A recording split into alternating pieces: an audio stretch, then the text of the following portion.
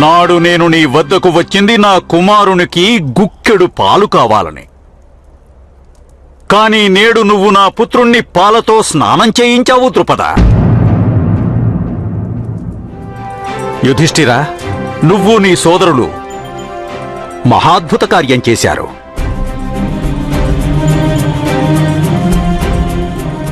నా వివాదం వల్ల రుజువైందేమిటంటే కురుకుమారుల్లో మీరే సర్వశ్రేష్ఠులని.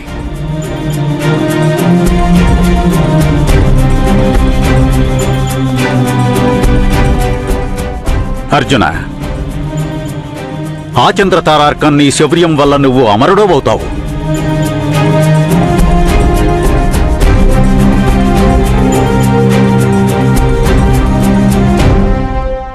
ఇక మీరంతా హస్తినాపురం వెళ్ళిపోవచ్చు. ఇక నా